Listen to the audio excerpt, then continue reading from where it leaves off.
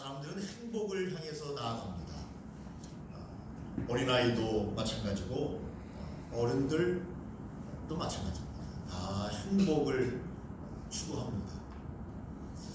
사람들은 행복을 물질에 두는 사람들이 많이 있습니다. 물질만 많으면 나는 행복할 것이다. 물론 평안할 수는 있습니다. 잠깐 다른 사람보다 많은 것을 누리는 그런 복을 받았다 이렇게 생각할 수 있습니다. 그러나 여러분, 진정한 행복은 관계에 있다는 말씀을 들어봤습니까? 아무리 돈이 많아도 부부간의 관계가 좋지 않고 또 부모와 자녀 간의 관계가 좋지 않으면 행복을 못 느낀다는 거죠. 아무리 돈이 많아도, 아무리 명예가 있어도, 아무리 권력이 있어도, 아무리 힘이 있어도 관계가 깨지면 집에 들어와도 행복하지 않고 돈은 많은데 일상생활을 해도 행복하지 않고, 왜냐하면 함께 관계를 갖는 사람과의 관계가 좋지 않으면 직장에 가도 행복하지 않고, 예를 들어서 월급은 많이 받는데 관계가 안 좋아요. 직장 사람들끼리. 오늘도 꼭 나가야 되나? 그런 생각이 들지 않겠습니까? 돈은 많이 받는다고 전제했을 때 관계가 얼마나 중요한가. 관계를 잘 만들어야 행복합니다. 그러니까 독불장군 없습니다. 내 행복은 나의 것이고 나만 잘 살면 되지, 너희들이 왜 내 옆에서 거구적거리냐 이렇게 생각하면 여러분, 그 사람으로 말미암아 관계가 좋지 않기 때문에 나도 행복을 느낄 틈이 없게 된다, 나도 불행하게 된다, 나도 결국에는 행복한 삶을 살지 못하게 된다. 그렇게 성경은 그래서 하나님 사랑, 이웃 사랑을 강조하고 있습니다.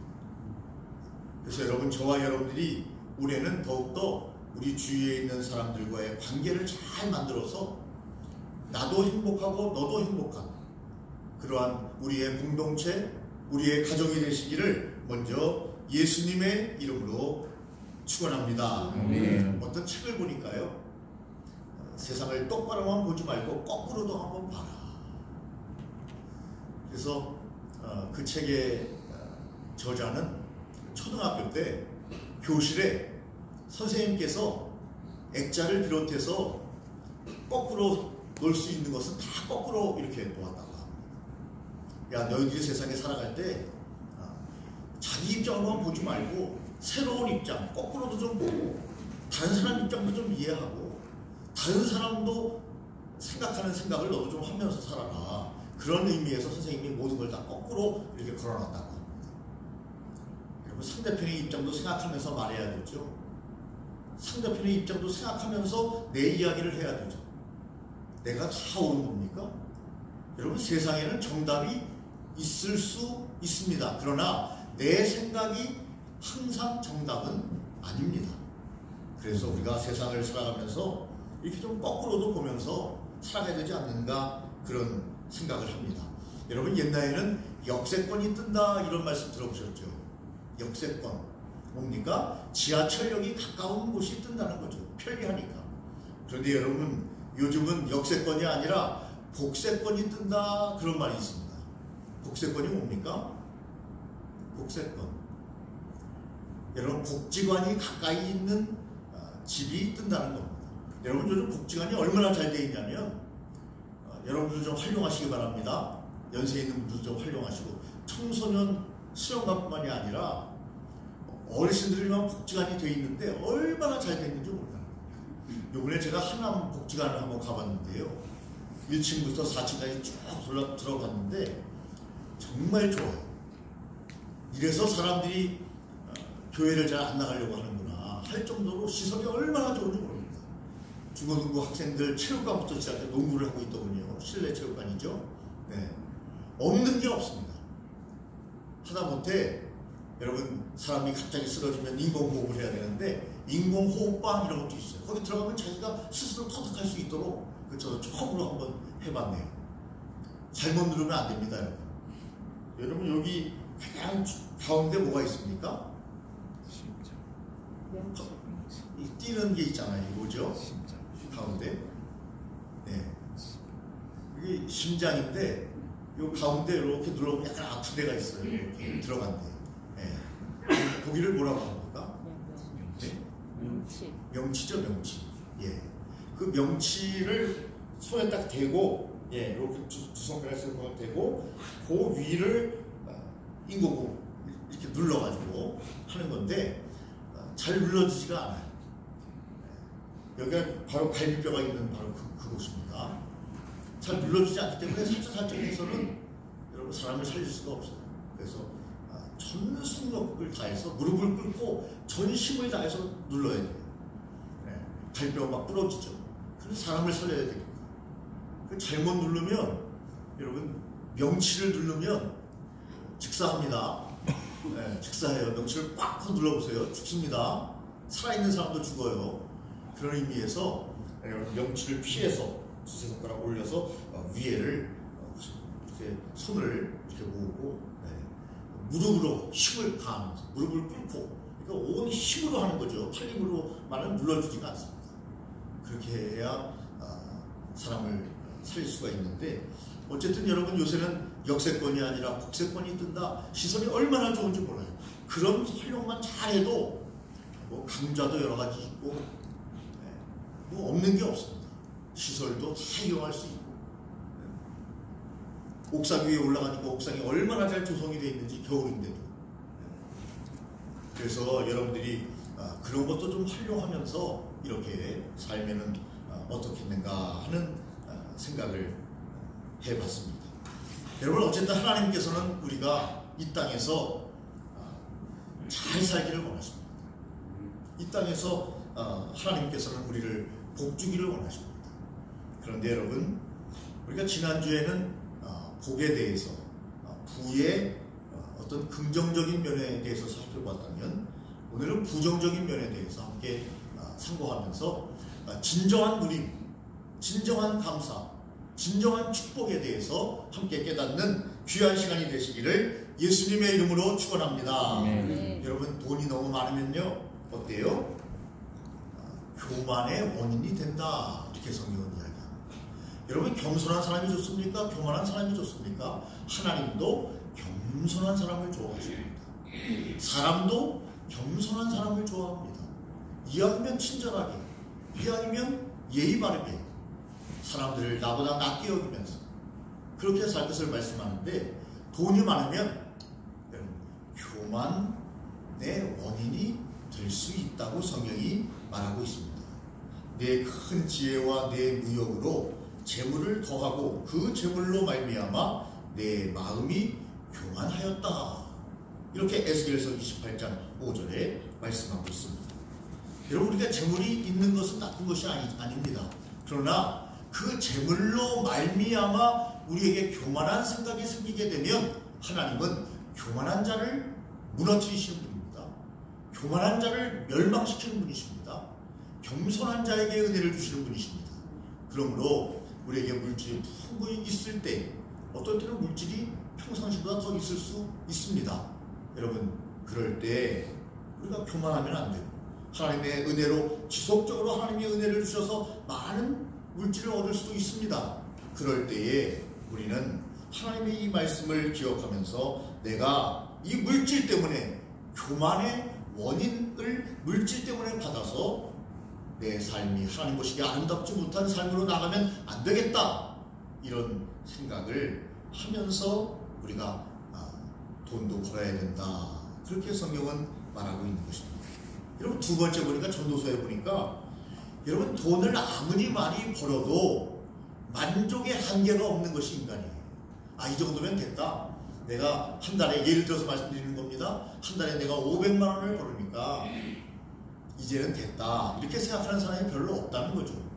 한 달에 500만 원을 벌면 1000만 원 버는 사람을 바라보고 1000만 원을 벌면 2000만 원 버는 사람을 바라보고 2000만 원을 벌면 재벌을 바라보면서 나는 인생이 이게 뭔가 이렇게 인생은 만족의 한계가 없기 때문에 여러분 성경은 은을 사랑하는 자는 은으로 만족하지 못하고 풍요를 사랑하는 자는 소득으로 만족하지 아니하나니 이렇게 말씀합니다. 이것도 헛되도다. 헛되니 모든 것이 헛되다고 여러분 우리는 전도서에서 그 말씀을 알고 있는데, 여러분 왜 헛되냐? 만족의 한계가 없기 때문에.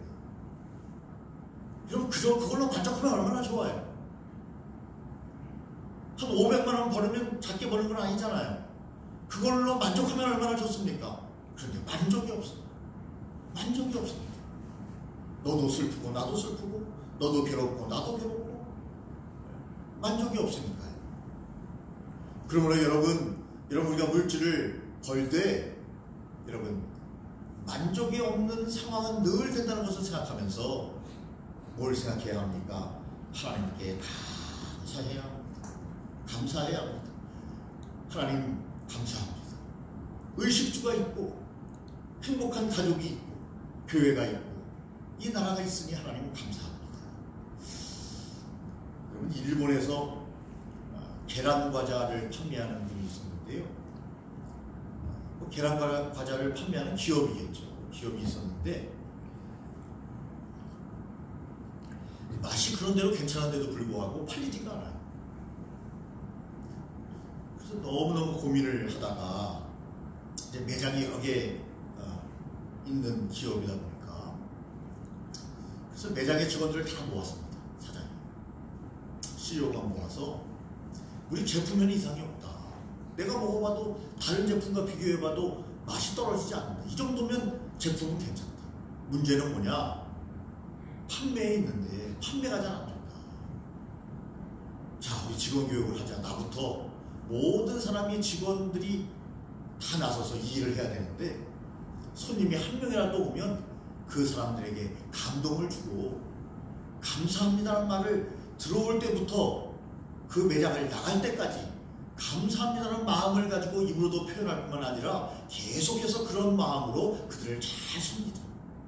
그러면 그 사람이 감동하면 맛은 괜찮으니까 또 다른 친구들, 지인들을 데리고 계속 올 거 아니냐. 이렇게 전략을 세우고 직원들 교육을 합니다.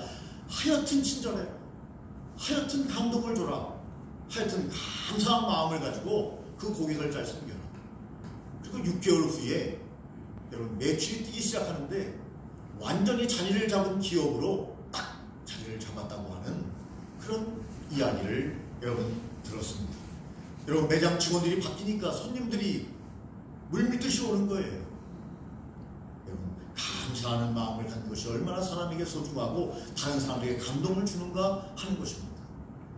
여러분 그러므로 우리의 삶에 있어서도 여러분 우리가 있는 것을 만족해하며 여러분 없는 것을 바라는 것이 아니라 있는 것에 대해서 감사하며 오늘 최선을 다할 때 하나님께서 우리에게 더 큰 은혜와 복으로 함께하여 주실 줄로 믿습니다. 만족에는 한계가 없다고 말씀을 드렸습니다. 그런데 또 성경은 세 번째로 디모데전서에 보니까 부의 부정적인 말을 말씀하면서 이 돈이 멸망의 원인이 된다 그렇게 말씀하고 있습니다. 멸망을 좋아하는 사람이 누가 있습니까? 끝장나는 거 아닙니까? 끝나는 거예요. 무엇 때문에 끝나느냐?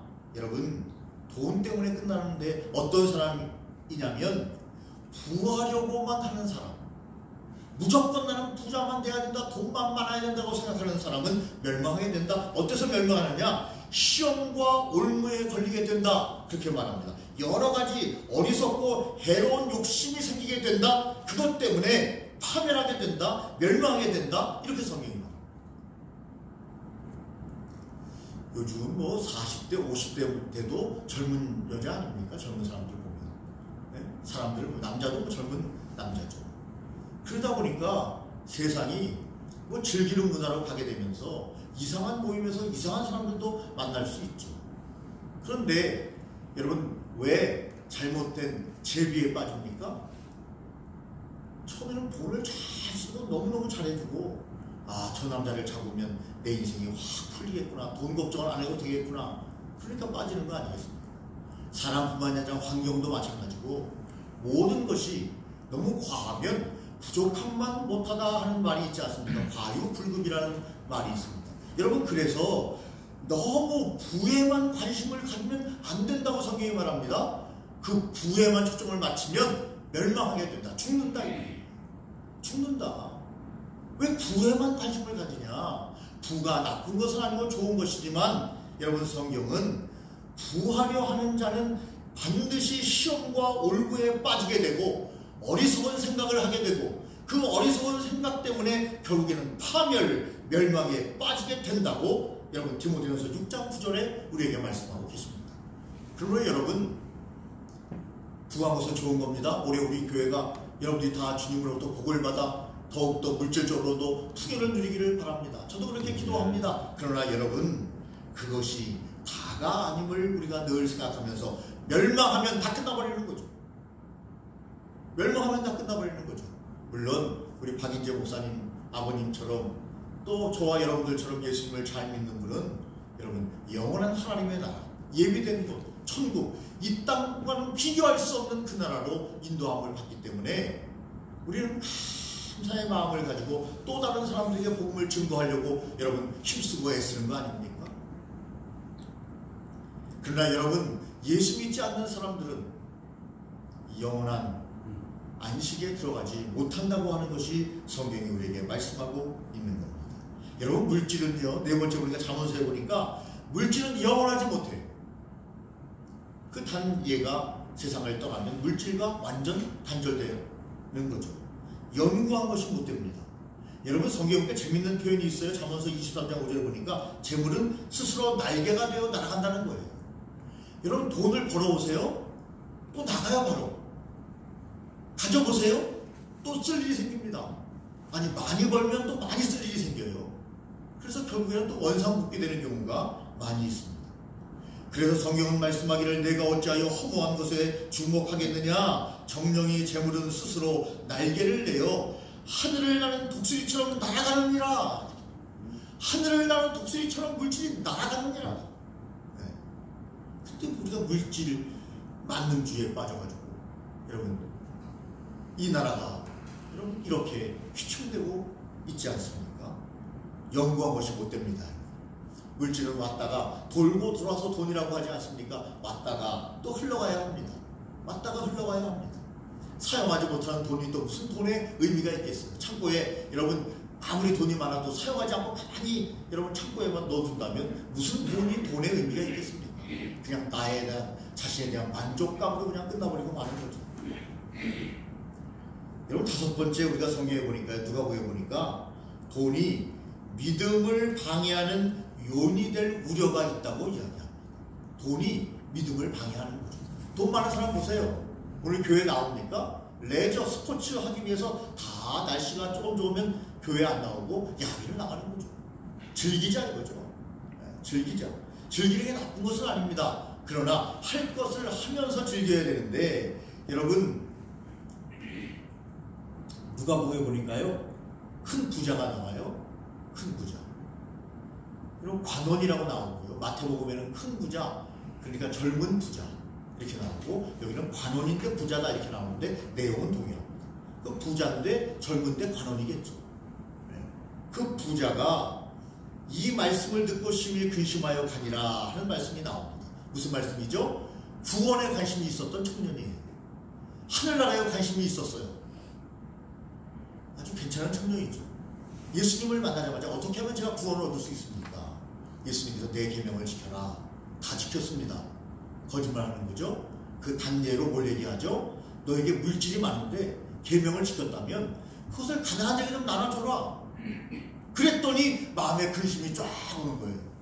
내가 물질 때문에 사람들에게 대우를 받았는데, 나이가 젊어도 사람들이 돈이 많으니까 나에게 쩔쩔맸는데, 이 물질을 예수님의 말씀대로 예수님의 말씀을 듣고 예수님의 가치관에 내가 침몰돼서 그 물질을 가난한 사람에게 다 줘버리면 사람들이 나를 존경하겠느냐? 나이도 어린데. 그러니까 예수님의 말씀을 듣지 않고 마음에 근심이 돼서, 무엇 때문에요? 돈 때문에. 영생과 구원을 얻으려고 예수님께 왔다가, 영생과 구원을 얻으려면 내 계명을 지켜라 라고 예수님이 말씀하셨는데, 그가 지켰다고 얘기하니까 예수님께서 지적을 딱 하신 거죠. 너 계명 지키지 않았어. 하나님 사랑, 이웃 사랑 하려면 내 물질을 써야 되는데 그 물질을 가난한 사람에 나눠주라니까? 그래야 내가 계명을 지키는 거라니까? 그랬더니 자기가 깨달은 거죠. 아, 나 계명을 지키지 않았구나. 그리고 구원도 얻지 못하고 주님의 곁을 떠나가버리고 말았다. 무엇 때문에? 많은 물질 때문에. 여러분, 축복이 자기가 복이라고 생각한 것 때문에 예수님을 만나는데 구원을 얻는데 걸림돌이 되어버렸어. 점프하는 돌이 아니라 걸려 넘어지게 만드는 돌이 되어버리고 돈이 되어버리고 말았다는 것입니다. 여러분, 이렇게 돈이 많아도 믿음 생활 잘 못하는 사람들이 많이 있습니다. 여러분, 돈이, 물질이 믿음의 방해 요인이 될 수 있음을 성경은 우리에게 말씀합니다. 그러므로 여러분, 저와 여러분은 돈의 노예가 되면 안 돼요. 돈을 지배하고 다스리고 사용하기 위해서 여러분 돈을 버는 거지. 돈이 여러분 우리를 지배해버리면 여러분 이 부자 관원 청년같이 되어버려서 믿음의 세계에 관심이 없게 됩니다. 그냥 먹고 마시고 즐기는 데만 관심을 갖게 됩니다. 또 다른 성경은 말합니다. 내가 오늘 먹고 마시고 즐기자. 창고가 가득하다. 예수님께서, 하나님께서 말씀하십니다. 내가 오늘 내 목숨을 거두어 가리라. 그 많은 것이 누구 것이 되겠느냐? 네 것이 안 된단 말이죠. 여러분, 그러므로 여러분, 우리가 물질이 소중하지만 믿음을 방해하는 물질이 되어서는 안 된다. 이렇게 성경은 우리에게 말씀하고 있습니다. 여러분, 7번째로 신명기서에 보니까 하나님, 그 물질 때문에 하나님을 잊어버리게 된다. 이렇게 말합니다. 오늘 세상을 이야기하는 겁니다. 오늘 대한민국을 이야기하는 겁니다. 60년대, 70년대 얼마나 사람들이 교회로 몰려와서 뜨겁게 기도하고 잘 살게 해달라고, 하나님 우리에게 복을 달라고 기도했습니까? 그래서 하나님이 그 기도를 들으시고 대한민국을 경제 대국, 여러분 경제 대국 중에서도 여러분 10위 안에 들어올 수 있도록 인도하셨는데, 부가 생기니까 말씀드린 것처럼 하나님을 잊어버리고 기도도 하지 않고 교회도 오지 않고 하나님을 기억조차 하지 않습니다. 이 땅에서 영원히 살 것처럼 생각하면서 여러분 쓰고 마시고 즐깁니다. 영원히 살지 못합니다. 여러분 다 알고 있음에도 불구하고 그렇게 어리석게 사람들이 살고 있다는 것입니다. 여러분, 신명기서에 보니까 이스라엘 백성들을 향해서 젖과 꿀이 흐르는 땅으로 인도하셨어요. 광야에서. 그 백성들에게 하시는 말씀이에요. 그들이 먹어 배부르고 살찌면 돌이켜 다른 신을 섬기며 나를 멸시하여 내 언약을 어긴다. 이렇게 말씀하셨어요.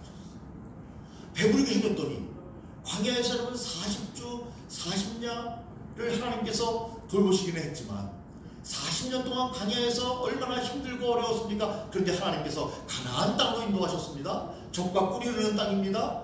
축복의 땅입니다. 이제 거기서 먹는 것은 걱정하지 않아요. 입는 거 걱정하지 않아요. 그래서 나름대로 만족감을 얻을 수 있었는데 그것을 성경은 먹어 배부르고 살쪘다 이렇게 말했습니다. 먹고 배불러서 살쪘더니 하나님을 더 잘 섬겨야 되지 않습니까? 하나님께 찬양해야 되지 않습니까? 그런데 다른 신을 섬기며 나를 멸시하여, 하나님을 멸시합니다. 복을 누가 주셨는데요? 하나님이 주셨는데 하나님을 도리어 멸시합니다. 물질이 많으니까. 그리고 하나님과의 약속을 어깁니다. 아브라함과 이삭과 야곱에게 하나님께서 언약을 내리시고 약속했지 않습니까? 이스라엘 백성들이 그 언약을 어겨버립니다. 나와 내 집은 여호와만 섬기겠다고 여러분 여호수아가 이야기하는 것처럼 그렇게 생각했던 사람들이 물질이 많으니까 배가 부르니까 자기 배를 뚝뚝뚝 두드리면서 하나님을 잊어버리는 겁니다. 만족을 물질에 두는 것입니다. 먹고 마시는 데 두는 것입니다. 여러분, 예수 믿는 사람은 먹고 마시는데 여러분 만족하는 사람들이 아닙니다. 하나님을 하나님 되게 하고 하나님께 영광을 돌리고 하나님의 은혜를 기억하며 나아가는 사람들이 바로 믿음의 사람들임을 성경은 우리에게 오늘 말씀하고 있습니다. 그러므로 저와 여러분들이 이 아침에 하나님 저에게 복을 내려 주옵소서. 그러나 더욱더 주님을 사랑하고 이웃을 사랑하는 하나님께 영광을 나타내는 귀한 삶을 살겠습니다 라는 생각을 가지고 우리의 삶을 다 살아가시기를 예수님의 이름으로 축원합니다. 그러면 여러분, 부를 악용하는 경우가 있다고 성경이 이야기합니다. 부를 악용하는 건 뭐냐? 첫째, 누가복음에 보니까 자신만을 위해서 사용합니다. 자신만을 위해서 사용해요. 두 번째, 사치하고 방종하는 곳에 사용합니다. 사치하고 방종하고. 여러분, 돈을 나를 위해서 쓸 필요 있습니다. 써야 합니다. 그런데 그것이 사치와 방종까지 가면 안 된다는 거예요. 여러분, 가이드라인을 성경은 분명히 정해놨습니다. 그 가이드라인을 넘어서면 여러분, 도리어 우리가 그 물질 때문에 여러분 행복을 잃어버리게 됩니다. 사치하고 방종하면 안 됩니다. 여러분, 왜 저축의 의미가 중요합니까? 미래를 조금씩 준비해 놓으라는 거죠. 지금 다 쓰면 나이 들고 나중에 아무 수입이 없을 때 어떻게 합니까? 여러분, 원망하고 짜증낼 수밖에 없기 때문에 너무 사치하고 방종하면 안 된다. 앞에서 말씀드렸지만 아동의 사례, 재물을 의지하면 안 된다, 그렇게 말합니다. 그러므로 저와 여러분들이 결론적으로 함께 생각할 것은, 저와 여러분은 영적인 부에 대해서 관심을 가져야 된다는 것입니다. 영적인 부에 대해서 관심을 가져야 되는데, 그 영적인 부는 뭐냐? 로마서에 보니까 지혜와 지식이 풍성해야 된다. 부업만 많아서 행복할 수 없습니다, 여러분. 잘 다스릴 수 있는 지혜와 지식이 있어요. 아멘.